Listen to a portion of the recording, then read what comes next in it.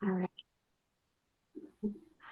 Well, my name is Jen Morell, and I am thrilled to welcome you here to Prevention Exchange for our March 2024 edition.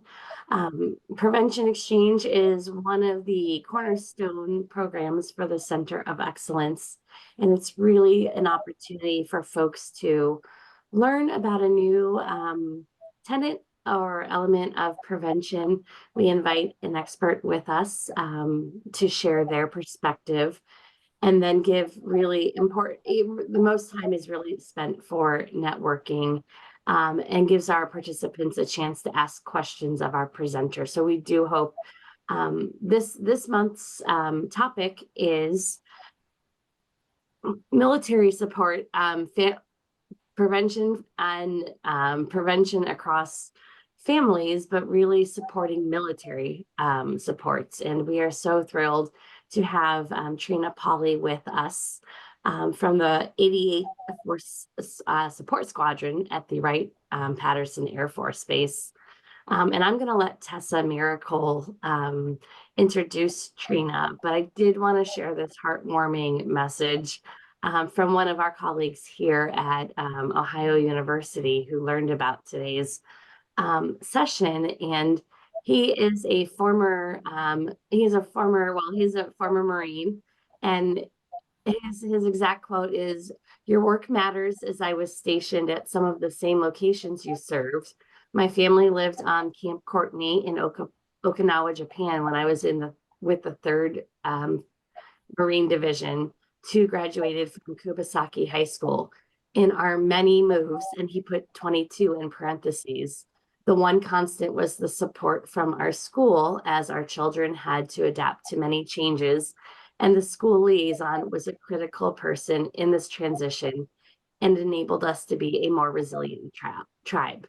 So, with that, we're just really grateful, to you, Trina, for being here.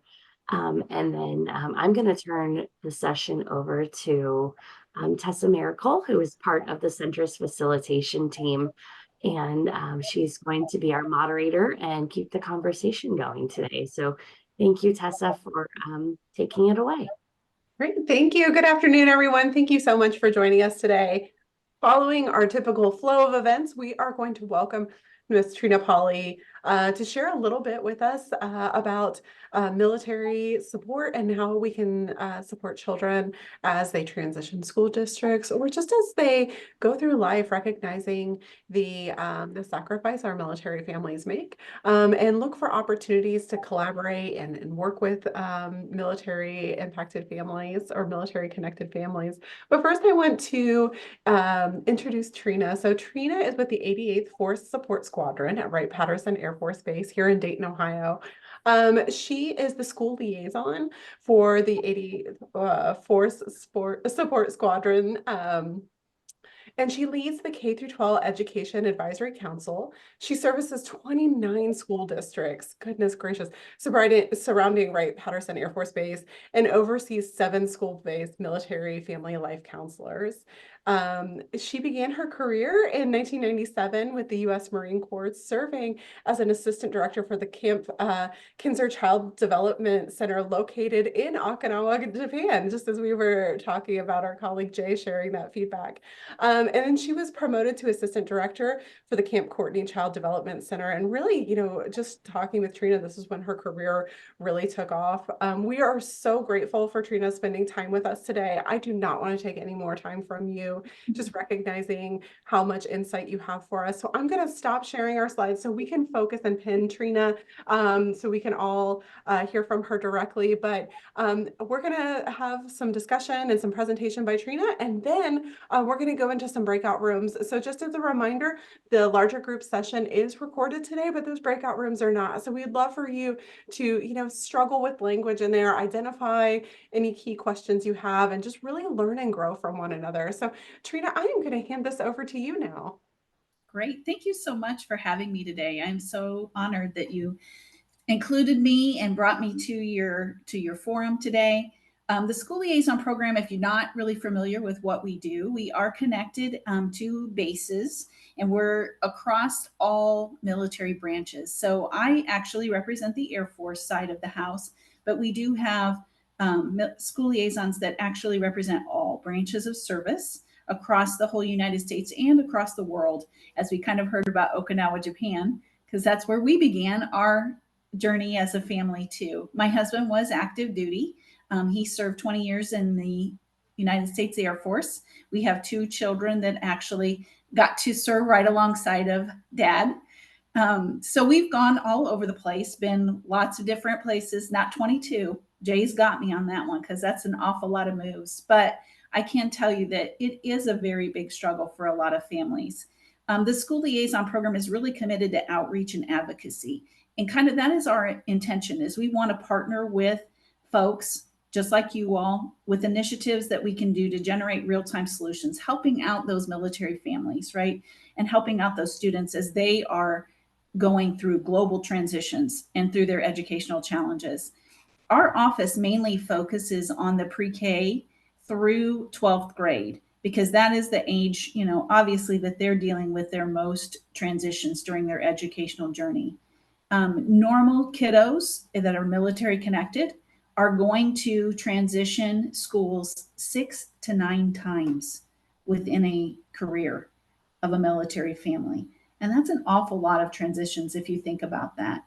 They're going to school from kindergarten through 12th grade and transitioning 6 to 9 times throughout that. That's an awful lot. The issue that we see a lot is we see kiddos that are dealing with a lot of anxiety, dealing with a lot of connection issues.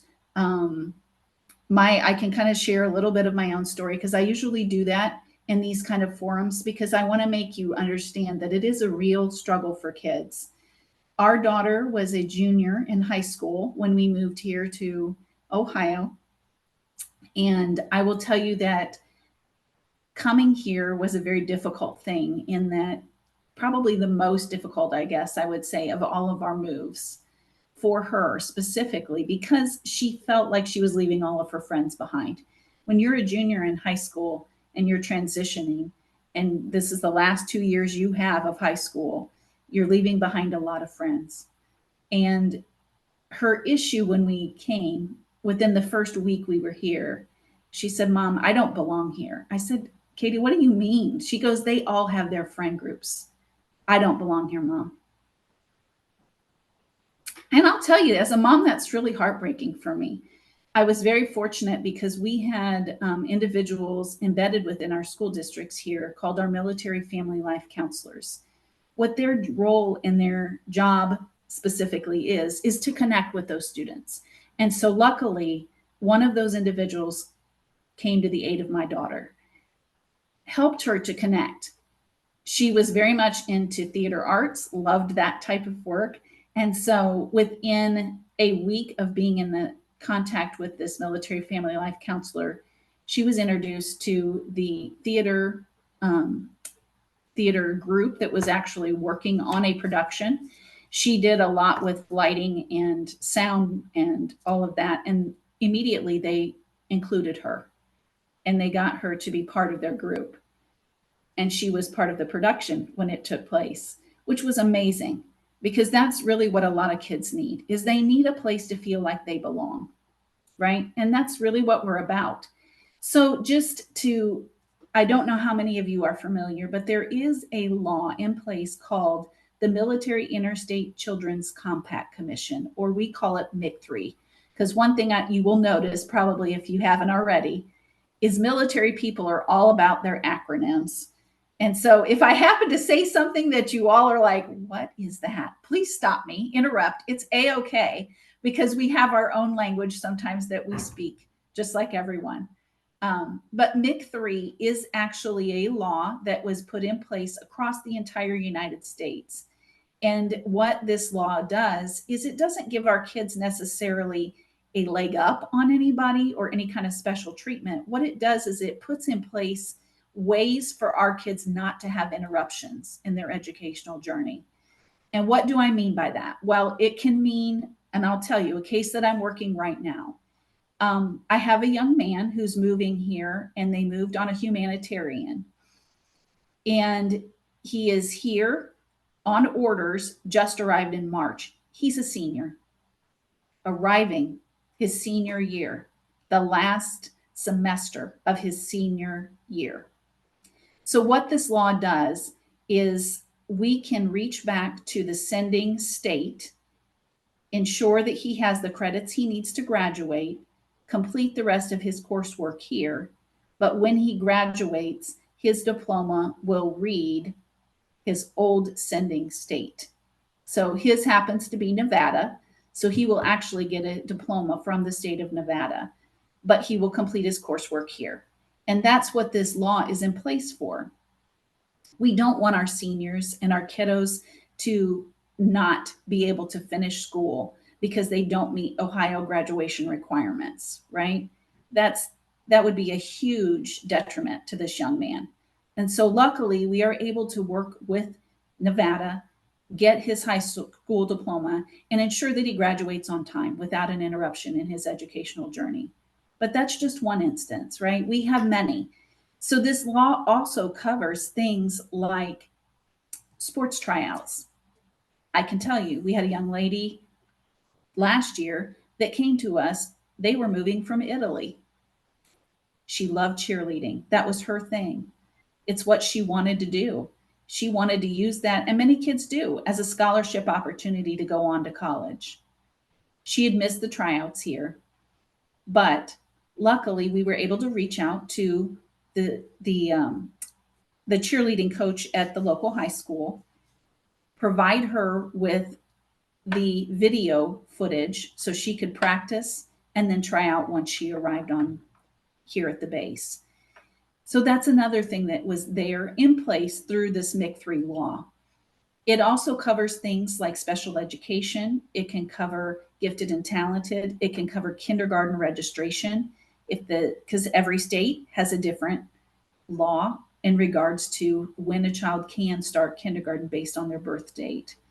So if a child has started kindergarten in another state, when they arrive here in Ohio, they're accepted into kindergarten if they've already begun, no matter what their birth date is, because this law is in place to protect that. So that's really what we're here for, is to ensure that these kiddos can be successful, right? The other thing that has started here in the state of Ohio, I know how many of you are familiar with the Purple Star Award. It was started here about 6 years ago in the state of Ohio. We were the first state to adopt it. The Purple Star Award is really a designation stating that this school is a military family-friendly environment. We are here to support your family as they transition. So Purple Star has now grown. It is in 43 states across the United States, and we have over 500 schools across the state of Ohio alone that are designated as Purple Star. What that does is those individual schools find ways to help our military kids stay connected. It can be things like a resiliency program that's been put in place. We have one here in our local schools surrounding the base called Anchored for Life. It's a Trevor Romaine driven curriculum where these kids get to be basically the crew members, is what we call them. They're the welcome committee to new students. Whether they're military or not, every new student arriving at their school gets a welcome kit. And these crew leaders welcome them, give them a tour of the school, sit with them on their first day at lunch. Those are big things for kids, especially military kids who are moving so frequently in their life. The other thing that I can tell you about that is that the Anchored for Life program not just focuses on that welcoming in a new student, but they also walk them through things like bullying, making friends, helping with homework, even things so simple as we're moving from one state to the next and they teach math different or they're in a different place with math. We have programs in place like tutor.com, which is a free resource for families to utilize. They can have all the way from kindergarten through college level coursework, one-on-one tutoring services virtually 24 hours a day, 7 days a week. And they can get those services for free just because they are military connected in some capacity to this base or a base. They can utilize that service for free. And it helps those students because many times, I'm sure you all know, as you go from one thing to the next and transitions and things happen in your life, it can interrupt how much concentration you have on studying. And so we see that regularly with our kids, that they struggle. Deployment is a real life thing that happens for our military families. Um, you know, it can happen very quickly that kids get or that folks get deployed. And what that means is they may be sent off to an area that is, it could be here within the United States and it could be in an overseas location. And the part that's really hard for kids, especially as they get older, is they recognize and they realize, and they're attached to social media, they're watching the news, they're seeing what's happening. If their loved one is sent to an area that's having some kind of conflict, that's difficult for kids to understand and deal with. And so that's why we want to put things in place to help them through those moments of deployment. They might be used to mom or dad, whoever's deploying, being the person that helps them with their math homework. And now all of a sudden, we don't have that person in place anymore. So that is a very hard thing for them to adjust to. The move itself is even difficult, though, I will tell you, because many people don't even understand what does a PCS move entail. And when I say PCS, I'll define it. That's our permanent change of station. That's what we call it. And what typically occurs for a military member is they will get orders that say, we're going to move you. Those orders could come 6 months in advance. They could come 2 weeks in advance. Kids sometimes are torn away from their environment that they're used to and comfortable with quickly. When that PCS happens, typically what occurs is that family will stay in what we call TLF, or our temporary living quarters, temporary living facilities. It's like a hotel, basically. And so the family's now living out of a suitcase, waiting to be transferred from this base to the next. That could be a month that they're staying in that temporary living. Then they get to their next duty station and they're staying in temporary living again, probably for about another month until they get a home to live in. Once they get their home to live in, then the items that were packed up and moved from their last base can be delivered. So they may be going up to, if they're coming especially from an overseas location, they could be going up to 2 or 3 months without having the things that they're used to seeing on a regular basis. They're living out of basically a suitcase for 3 months. So I will tell you that many of our military kids are considered almost at the same juncture as children that are in a homeless environment. And why? Because of those kinds of situations. When we PCS and we move, it's a very traumatic, long process. It's not something that's very easy for kids to handle. There is things in place, obviously. The base is very good about making sure that they have a lending locker where they can get dish packs. They can get temporary things like blow up mattresses to sleep on if they need it, or those types of things until their furniture arrives. We try to do everything we can in an overseas location, even to give them, gently used furniture to use in their homes. It kind of depends on where folks are going, but we do have family life counselors, military family life counselors across the whole world. Those individuals really they're licensed counselors, but the reason that they are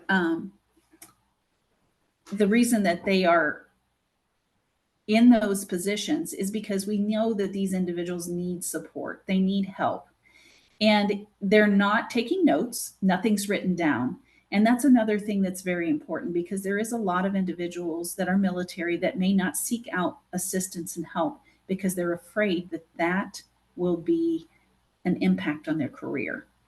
So these military family life counselors meet with them for short-term help. It could be 6 times, it could be up to 12 times that they meet with the family. It can meet with individual students. They can meet them at Starbucks. They can meet them at a library. They don't have to have a specific office or doctor's location to go to or hospital. This gives them an opportunity to talk to somebody and really get what they need um, out so they can kind of talk through things that are bothering them. And it could be simple things, you know, divorce rate is very high amongst military families. So you're going to notice that pretty frequently that the divorce rate, there's a lot of that happens. Grief is a real thing. Suicide is a very hard thing to talk about, but it's a very real factor that affects a lot of our families in the military. I thank you so much for your time today. I hope that you guys have enjoyed this, and I hope you've been able to take away some things. I do have several resources that we can share or talk about, but there is definitely a lot of things out there that you can offer to military families. We've talked a little bit about Trevor Romaine, tutor.com. We've talked a little bit about our military family life counselors. There's also the Employee Assistance Program for civilians that are military connected as well. Khan Academy does a lot of great things for us, as well as homeschool groups. So we just want to thank you for your support and your time today. And please let me know if you have questions. Thank you. Thank you, Trina. This was so wonderful. It was great to hear, not only from your perspective as a military family member, but also in your professional work. And it's wonderful to hear the resources that have been provided to our children in Ohio and beyond. We are going to take some time for breakout room. So we are opening up some breakout rooms for you guys now. We're going to go in for about 10 minutes, and we want you to discuss with one another, you know, how do the resources presented today align with your work, and who in your community needs to know about these resources. So start thinking about, who can I tell and how will I tell them? So I am opening up 4 breakout rooms right now. If you have not seen an invitation pop up on your screen, you may need to look at that bottom ribbon, depending on which version of Zoom you have. So it could depend, but you may see a notification pop up down there. If not, there'll be like 3 dots in a row. You might be able to open that up. But I see folks are starting to go in. So if you can't enter, there we go. We're all back, I believe. We're all back now. Welcome back, everyone. Thank you so much for spending that time together. We could see the microphones lighting up. We knew you guys were deep in conversation, and I hated closing the rooms because it seemed like a couple of our groups were just having really great conversation. I would love to hear from you. What were some emerging themes as you were connecting with colleagues across the state?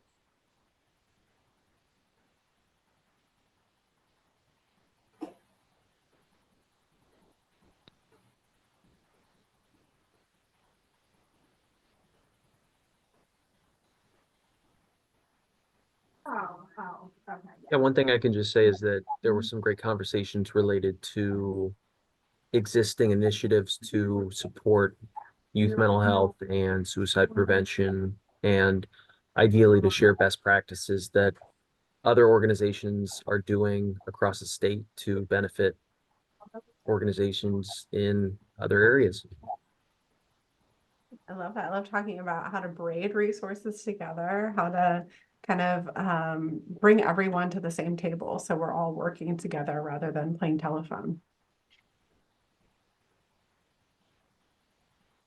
What else came out in our breakout rooms?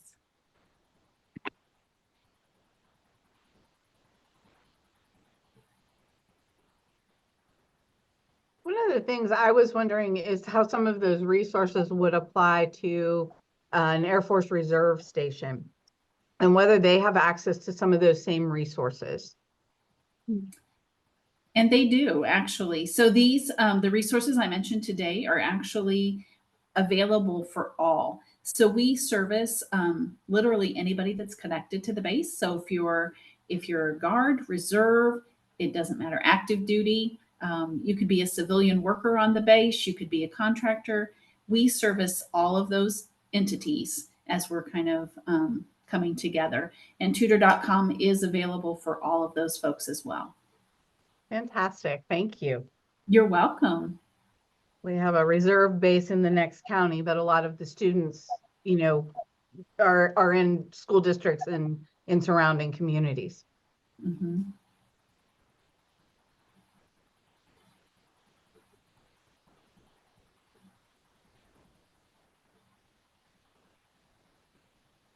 We'll go next, right, partner?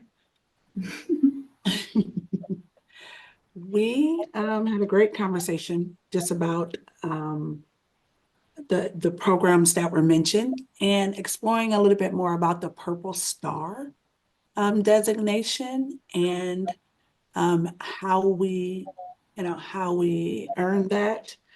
We realized that we were connected in our day work kind of closely, both in mental health and in suicide prevention activities.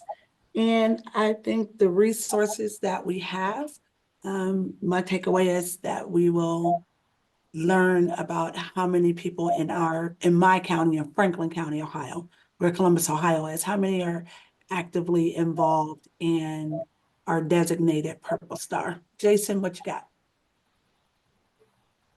No, you covered everything. I was telling Shauna, I was in a meeting with our executive committee the other day, and we had the lead person from the Purple Star School there briefing the director of Ohio Moss and the prevention specialist there, and he was talking about where Ohio stood as far as in reference to how many schools that we've got trained and how many more we got to go and what that process looks like. I think he said it was around 500 for Ohio, which isn't great, but it's actually substantially better than most states, especially since that program started here, like she had briefed. So that's it. So the Purple Star program, I will tell you guys, it's pretty easy. The process is actually an application on the Ohio Department of Education. That's where they begin the journey. And that typically they have to have that application turned in by around the 15th of December. And then it takes a time, for them to really look through that application, make sure that the school meets the criteria for Purple Star designation. And then they usually will announce that during April, because April is considered month of the military child. And so that's when we will announce that time frame.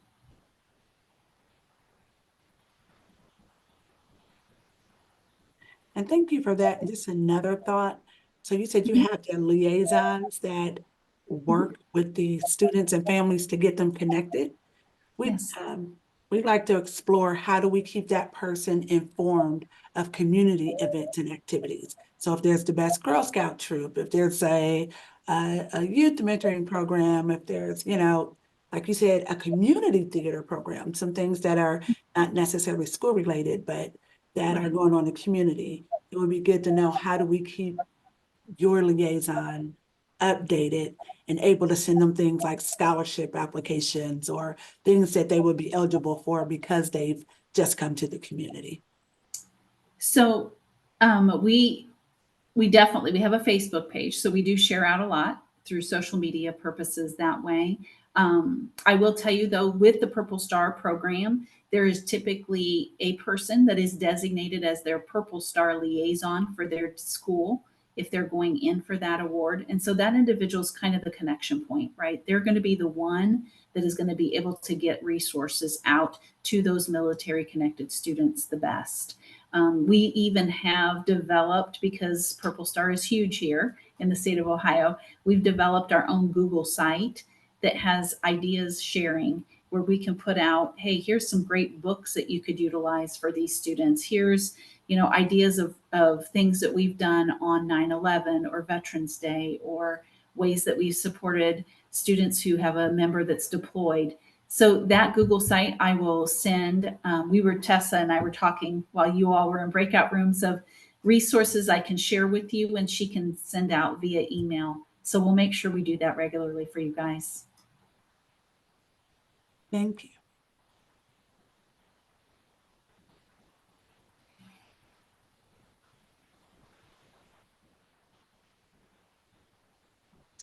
Wonderful. Thank you, everyone. I was just checking the chat to make sure, Jason shared with us that the Ohio Army National Guard does, and we see another acronym come in. Prevention is the same way. We love a good acronym. Does a great job conveying this information with our yellow ribbon programs. Absolutely. That's so wonderful to hear. And it's great, as someone who is, I don't want to say an outsider, but not directly involved, it is kind of helpful to know that these resources exist and where I could plug in if I think there might be a need, if there's any support I can offer. So that's absolutely helpful. Thank you so much for this. I am going to start sharing my screen again, so I may not be able to see you guys as well, but just asking to hand this back to Jen to hear what your most impactful moment of the session is. Going to talk through connecting with the center and then hold space for the evaluation. So Jen, I'm going to hand it over to you. Perfect. Thank you so much, Tessa. I think, if anybody has, appreciated hearing from each of you, about what you found helpful during the breakout discussions. But wanted just to share, as we close, I left time. I usually at the beginning, I will share a little bit of information about the center, but wanted to make sure that we gave Trina as much time as she needed. And she did such a nice job of succinctly sharing her programs that we have time to circle back to the center here at the end. But if this was your first session joining us, we're so glad you're here. The center really exists to support each of you in your work to promote mental, emotional, and behavioral health across the lifespan. We do focus our work on substance use prevention, but there are so many upstream factors that are accounted for in that. So suicide prevention, problem gambling, trauma-informed care, all of these things play a role in our daily work. And we know there's a lot of organizations who are interested in prevention or doing prevention and may not realize they're doing prevention. So we want to make it easy as possible for everybody to find resources about, evidence-based prevention science. That is really our goal as a center in the nutshell, to become that central access point. So in the next slide, I believe, is a QR code where you can sign up to connect with us and receive our monthly newsletter. Thank you, Elika. Thank you, Tessa. So if you're not receiving our newsletter yet, go ahead and scan that QR code. We will email you only one time a month, we promise. We will not sell your email address, but we really want to promote happenings across the state, elevate the good work that's happening in prevention. Our theme this year is Prevention is More. So every month we try to focus on a different subset of prevention to encourage each of us to think a little bit outside the traditional boundaries of and definitions of prevention. So thank you for following us on social media. Thank you for signing up for our newsletter. And then most importantly, I think we want to hear what you liked about today's session, about the format of Prevention Exchange. We have made some adjustments to how we run Prevention Exchange based on feedback in the past. So thank you so much for taking the 2 minutes to fill out a very short survey, which will allow us to continue to bring high quality programming to you every month. So with that, does anybody brave enough to unmute themselves or slip a question in the chat about the Center of Excellence, about prevention in general, or any final reflections on today's Prevention Exchange?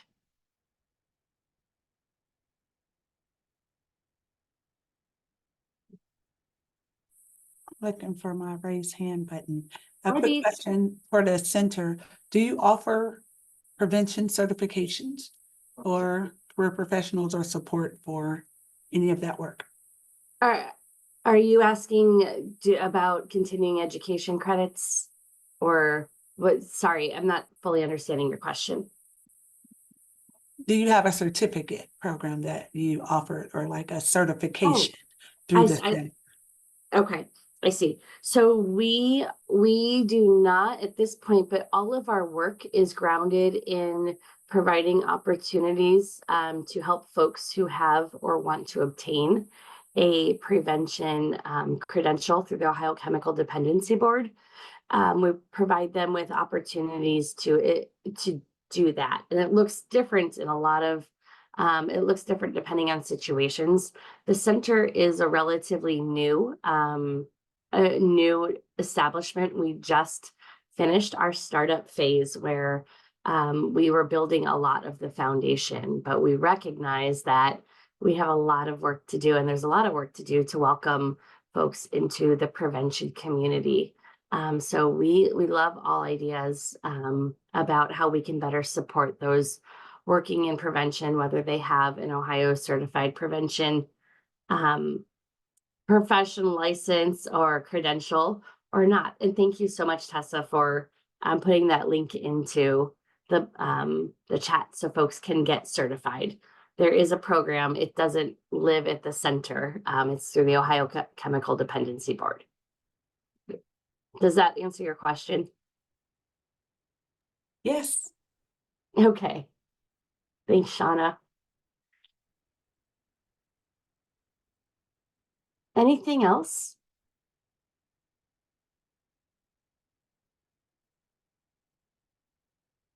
Yeah, BJ, I'm echoing your comment here. The amount of transitions, hearing about some of these programs specifically really, gave me a moment to pause and think about truly how much work and how difficult it can be for students to transition this many times throughout their education without those supports in place. So again, Trina, thank you so much for all the work you're doing in Ohio to support our military connected students and families. Well, thank you guys. I appreciate your time today. And, if you ever have questions, please feel free to reach out. I'm just basically, you can find me pretty easily. There is a website I forgot to mention that I should put out to you all called Military One Source. So on that website, you can actually access, there's a map, and you can click on the state of Ohio. It'll give you all of my contact information and how to get in touch with me quickly if you need to. Beautiful. I was telling Trina that as a follow up to this session, we're going to be sending out the recording and posting it on our website. That way, those who registered and weren't able to join also have the opportunity to hear Trina's presentation. But we will include some of the resources and links that we discussed in the last 55 minutes. So thank you, everybody, so much for joining us. I hope you have a wonderful day and find some sunshine. Tessa, thank you as always for facilitating today. Absolutely. And thank you everyone for joining. Just want to let you know, we are going to switch the format between now and next time. So you might get some sort of alert from Zoom that the meeting has been converted to a webinar. So I want to let you know that that is not spam. It'll look a little bit different next time. We will achieve the same goals. So thank you, everyone. We hope you have a wonderful day and look forward to seeing you next time.